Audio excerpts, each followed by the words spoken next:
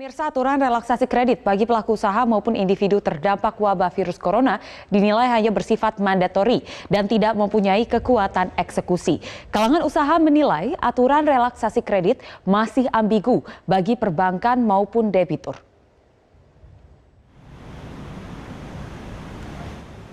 Keluarnya peraturan Otoritas Jasa Keuangan POJK nomor 11 tahun 2020 tentang stimulus perekonomian dampak COVID-19 menuai kritik Himpunan Pengusaha Muda Indonesia atau HIPMI. Implementasi relaksasi kredit yang dimaksud dalam POJK nomor 11 tahun 2020 dinilai menimbulkan ambigu bagi perbankan maupun debitur atau pengusaha dan individu yang meminjam.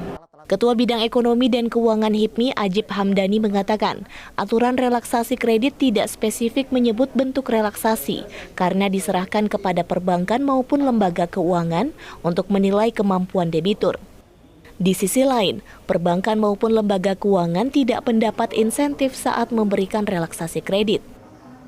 Ketika perbankan atau leasing kemudian mengeluarkan relaksasi, debitur tidak boleh tidak membayar dalam waktu 2 bulan, 3 bulan, 6 bulan, atau 1 tahun misalnya. Itu akan mengurangi namanya cairan kerugian penurunan nilai atau CKPN. Kalau CKPN itu turun, pasti laba yang ditahan itu akan berkurang dari sisi perbankan, sehingga rasanya tidak bagus. Ujungnya akan ke sana.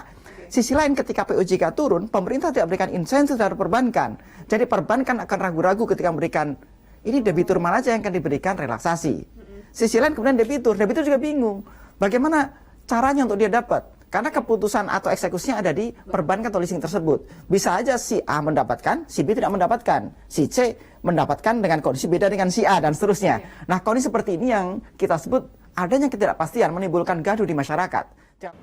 HIPMI berharap pemerintah dapat mengeluarkan aturan relaksasi atau insentif yang jelas sehingga dapat terukur dan memberikan kepastian hukum.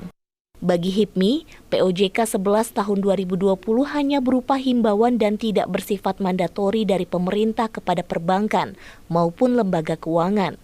Akibatnya, relaksasi tersebut tidak mempunyai kekuatan eksekusi dan menimbulkan kebingungan bahkan kegaduhan. Dari Jakarta, Tim Liputan, Metro TV.